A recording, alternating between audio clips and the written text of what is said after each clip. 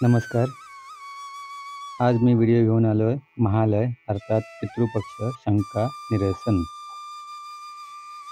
अ, उद्यापासून महालय पितृपक्ष सुरू होणार आहे. तर त्याच्याबद्दल खूप जण शंका असतात.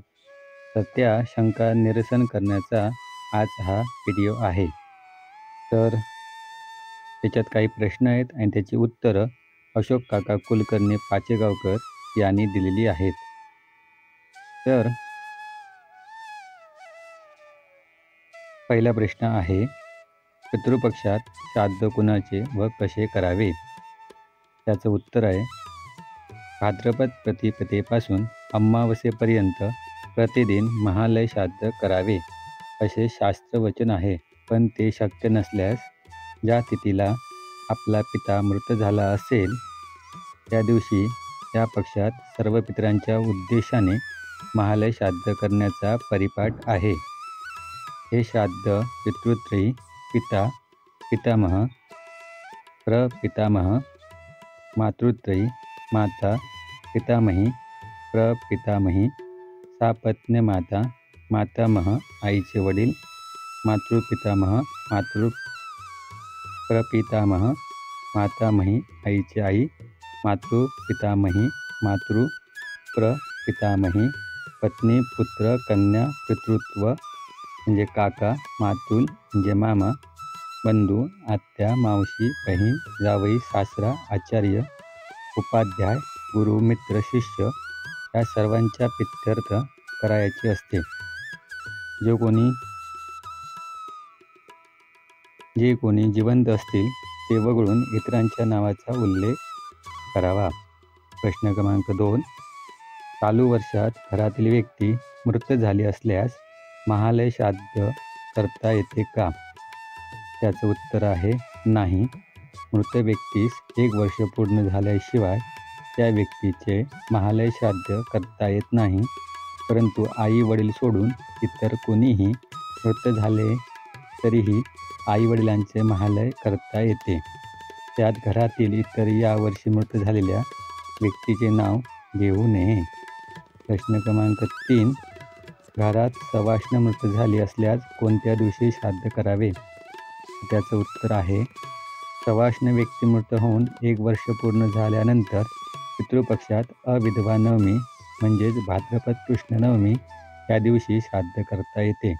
पती स्वर्गवासी झाल्यावर प्रथम वर्ष श्राद्ध व नंतर अविधवा नवमी न करता पतीचे महालय तिथीला पती-पत्नी दोघांचे महालय करावे. प्रश्न क्रमांक 4, ज्या पूर्वजांची तिथी पौर्णिमा असेल त्यांचे श्राद्ध कोणत्या दिवशी घालतात?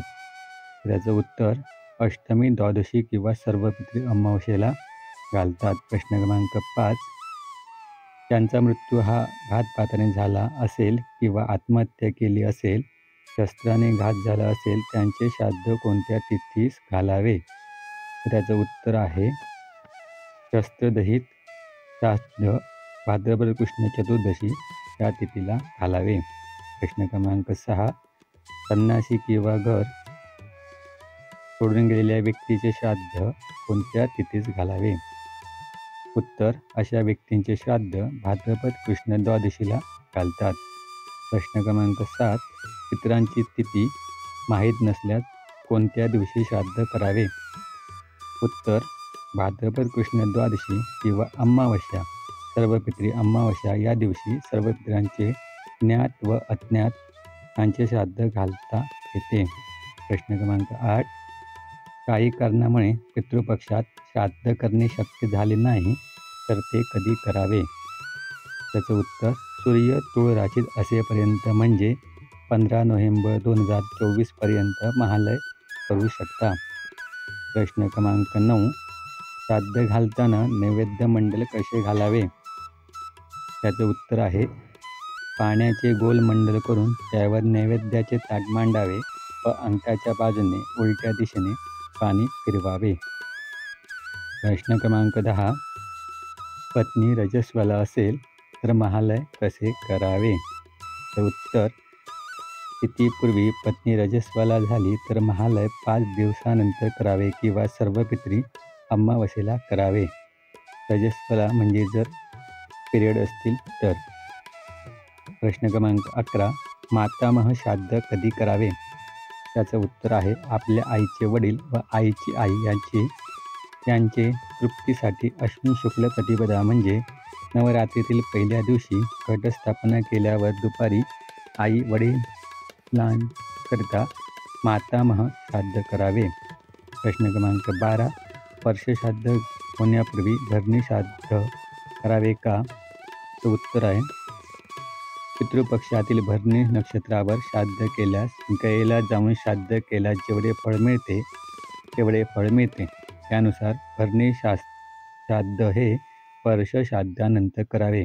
वर्षश्राद्धापूर्वी सपिंडीकरण केले जाते. त्यानंतर भरणी श्राद्ध केल्यास मृताच्या आत्म्याची प्रेतयोनीतून सुटका होण्यास सहाय्य होते. परंतु महाराष्ट्र व कर्नाटकमध्ये प्रथम वर्षश्राद्ध होण्यापूर्वीच भरणी श्राद्ध केले जाते, कारण सध्याच्या काळात सपिंडीकरण अपकर्षाने 12व्या दिवशीच करण्याचा प्रघात आहे. त्यामुळे भरणी श्राद्ध पण प्रथम वर्षी केले जाते. कृतसंग्रह ग्रंथातील भरणी श्राद्धाविषयी प्रमाणानुसार भरणी श्राद्ध 2 प्रकारे करण्यास सांगितले आहे. 1. प्रेतत्व निवृत्तीकरता प्रथम वर्षी सपिंडिक व 2. गयाश्राद्ध फलप्राप्तीकरता तृतीयादी वर्षी पितृत्व प्राप्तीनंतर अपिंडिक.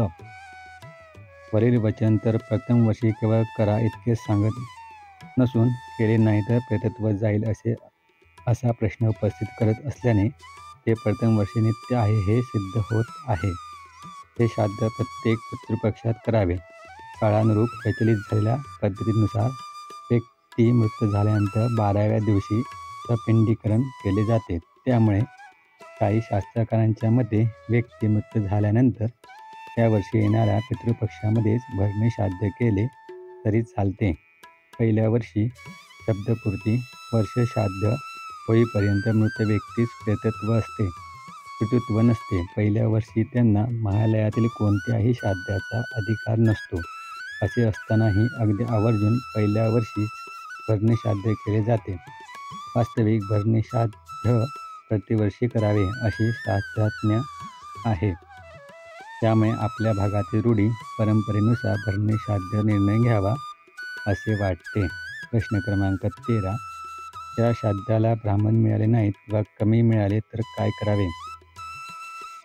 उत्तर. शक्य असल्यास देवाकरता 2, 4 पार्वणांसाठी म्हणजेच मातृत्रयी, पितृत्रयी, मातामहत्रयी आणि मातामहेत्रयी त्यासाठी प्रत्येकी 3 आणि पत्नी इत्यादी 19 गणाला प्रत्येकी 1 असे ब्राह्मण बोलवावेत. एवढे शक्य नसेल तर देवाकरता 1, 4 पार्वणांकरता 4 आणि सर्व 19 गणाला 1 असे 6 ब्राह्मण सांगावेत. जर ब्राह्मण कमी असतील तर देवस्थानी शाळीग्राम व पितृस्थानी 1 ब्राह्मण तरी सांगावा. ते पण शक्य झाले नाही तर दरबाचे ब्राह्मण करून श्राद्ध करावे. ते पण शक्य नसेल तर आमश्राद्ध करावे.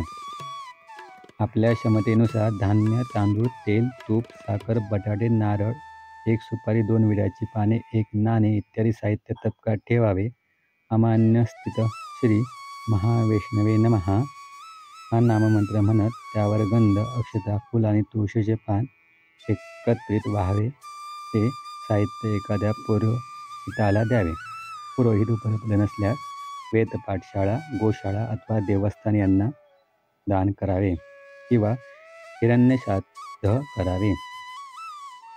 आपल्या क्षमतेनुसार व्यावहारिक द्रव्य, पैसे एका तपकात ठेवावेत. हिरण्यस्थित श्री महावैष्णवे नमः किंवा द्रव्यस्थित श्री महावैष्णवे नमः असे म्हणून त्यावर गंध, अक्षता, फूल आणि तुळशीचे पान एकत्रित व्हावे. नंतर ते धन पुरोहितांना अर्पण करावे. त्यांना आमश्राद्ध करणे शक्य नाही त्यांनी गृहग्रास द्यावा. जेथे गृहग्रास देणे शक्य नसेल त्यांनी जवळपासच्या गोशाळेला संपर्क करून गृहग्रासासाठी म्हणून काही पैसे अर्पण करावेत. वरीलपैकी आमश्राद्ध, हिरण्यश्राद्ध किंवा गोग्रास समर्पण केल्यानंतर तीळ तर्पण करावे. पंचपात्रीत पेल्यात पाणी घ्यावे. त्यात थोडे काळे तीळ घ्यावे. त्यात थोडे काळे तीळ टाकावे. अशा प्रकारे तिलोदक सिद्ध होते. तिलोदक सिद्ध झाल्यावर हयात नसलेल्या पितरांची नावे घेऊन उजव्या हाताचा अंगठा आणि तर्जनी यामधून त्यांना तिलोदक समर्पण करावे. गेलेल्या व्यक्तीचे नाव ठाऊक नसेल पण ती व्यक्ती ज्ञात असल्यास त्या व्यक्तीचे स्मरण करून तिलोदक समर्पण करावे.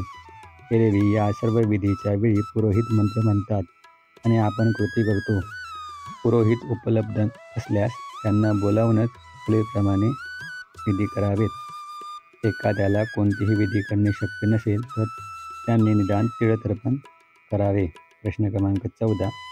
त्या काळात ब्राह्मण उपलब्ध होत नाहीत, त्यामुळे कोणत्या प्रकारचे श्राद्ध करावे म्हणजे पितर तृप्त होतील? उत्तर: योग्य असे ब्राह्मण मिळाले नाही तर मिळतील ते ब्राह्मण सांगून श्राद्ध करावे. मातेच्या श्राद्धाला ब्राह्मण मिळाले नाहीत तर सुवासिनी सांगून श्राद्ध करावे. अनेक ब्राह्मण मिळाले नाहीत तर एक ब्राह्मण सांगून त्याला पितृस्थानी बसवावे आणि देवस्थानी शाळीग्राम इत्यादी ठेवून संकल्प करून श्राद्ध करावे आणि ते पान गायीला घालावे किंवा नदी, तळे, सरोवर, विहीर इत्यादीमध्ये सोडावे.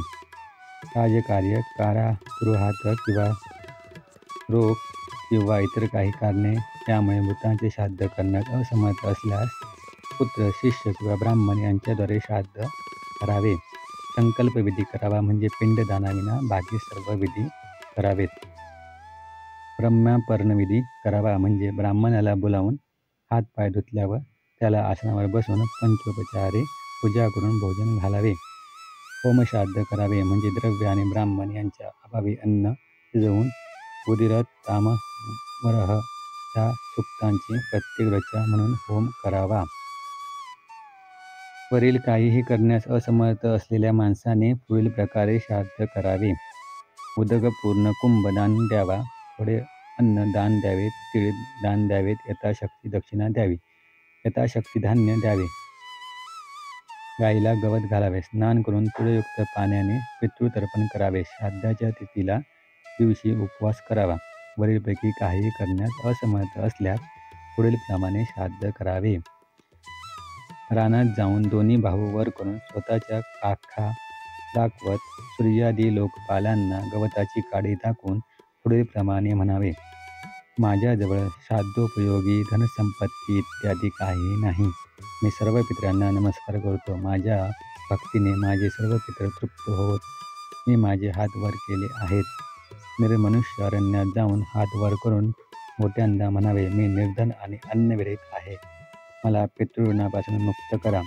दक्षिणेकडे तोंड करून रडावे. या सर्व प्रकारावरून प्रतिवर्षी येणाऱ्या श्राद्धा दिवशी पितरांना उद्देशून कोणत्या तरी प्रकाराने श्राद्ध केले पाहिजे. त्याविना राहू नये हाच त्यातला मुख्य उद्देश असल्याचे लक्षात येते.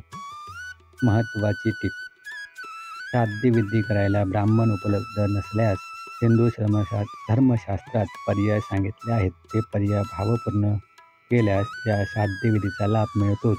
मात्र काही जण ब्राह्मण मिळतच नाहीत या नकारात्मक दृष्टिकोनातून ब्राह्मण शोधायला जात नाहीत किंवा ब्राह्मण मिळणे जरी शक्य असले तरीही घरात परंपरेनुसार चालत आलेल्याच एखाद्या पद्धतीने श्राद्ध करतात. त्याने श्राद्धाप्रमाणे श्राद्धविधी करण्याच्या तुलनेने अल्प लाभ मिळतो किंवा मिळतही नाही. प्रश्न क्रमांक 15. यावर्षी पौर्णिमेला प्रतिपदा श्राद्ध केलेले आहे असे का? उत्तर: श्राद्धकाली म्हणजे दिवसाचे 5 भाग केल्यावर त्यातल्या 4थ्या भागात अपहारण्यकालीची स्थिती असेल ती श्राद्ध तिथी घेतली जाते. त्यामुळे सकाळी पौर्णिमा असली तरी श्राद्धाची काही प्रतिपदा स्थिती असल्यामुळे त्याच दिवशी प्रतिपदा श्राद्ध करावे.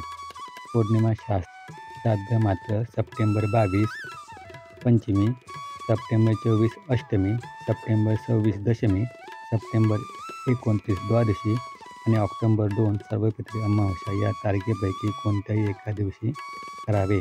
प्रश्न क्रमांक 16. घरातून बेपत्ता असल्यामुळे मृत्यू तिथी माहीत नाही तर महालय कधी करावे? मृत्यूचा मास व तिथी ठाऊक नसेल तर प्रस्थानाच्या तिथीस किंवा मृत्यूवार्ता ज्या तिथीला समजली त्या तिथीला श्राद्ध करावे. प्रश्न क्रमांक 17. महालय श्राद्ध पूर्वी जननाशोच किंवा मृताशोच आले तर काय करावे? उत्तर: जननाशोच किंवा मृताशोच आल्यास त्याचा न करता सर्व पितृ अमावस्येला श्राद्ध करावे व तोपर्यंत अशौच निवृत्ती न झाल्यास ज्या दिवशी अशौचाची निवृत्ती होईल त्या दिवशी करावे. दाते पंचांगानुसार या वर्षीचा महालय तिथी: 1. प्रतिपदा श्राद्ध 18/9/24 वार बुधवार. द्वितीया श्राद्ध 19/9/24 वार गुरुवार. तृतीया श्राद्ध 20/9/24 वार शुक्रवार. चतुर्थी श्राद्ध व भरणी श्राद्ध 21/9/24 वार शनिवार. पंचमी श्राद्ध व षष्ठी श्राद्ध 22/9/24 वार रविवार. सप्तमी श्राद्ध 23/9/24 वार सोमवार. अष्टमी श्राद्ध 24/9/24 वार मंगळवार. नवमी श्राद्ध अविद्वा नवमी 25/9/24 वार बुधवार. दशमी श्राद्ध 26/9/24 वार गुरुवार. एकादशी श्राद्ध 27/9/24 वार शुक्रवार. द्वादशी श्राद्ध 29/9/24 वार रविवार. त्रयोदशी श्राद्ध 30/9/24 सोमवार. चतुर्दशी श्राद्ध 1/10/24 मंगळवार. शस्त्रादहित श्राद्ध सुद्धा त्या दिवशी. आणि सर्व पितृदशी अमावस्या श्राद्ध 2/10/24 वार बुधवार. मातामह श्राद्ध 3/10/24 गुरुवार. पौर्णिमेचा महालय पौर्णिमा श्राद्ध मात्र September 22. Panchami September 24. Ashtami September 26. दशमी सप्टेंबर 29 द्वादशी व ऑक्टोबर 2 सर्व पितृ अमावस्या या तारखेपैकी कोणत्याही एका दिवशी करावे. भरणी श्राद्ध 21/9/24 शनिवारी आहे. आता याबद्दल किंवा आणि तुमचे काही शंका किंवा प्रश्न असतील तर त्यांनी अशोक काका कुलकर्णी यांचा व्हॉट्सअप नंबर 9096942451 या नंबरला व्हॉट्सअप मेसेज द्यावा किंवा त्यांना कॉल करावा. ते तुम्हाला अवश्य माहिती देतील.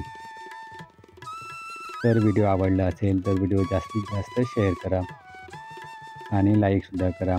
आणि ज्यांनी सबस्क्राईब केलं नाही आहे त्यांनी कृपया सबस्क्राईब करा. तर असेच व्हिडिओ घेऊन मी परत येईन. तोपर्यंत धन्यवाद.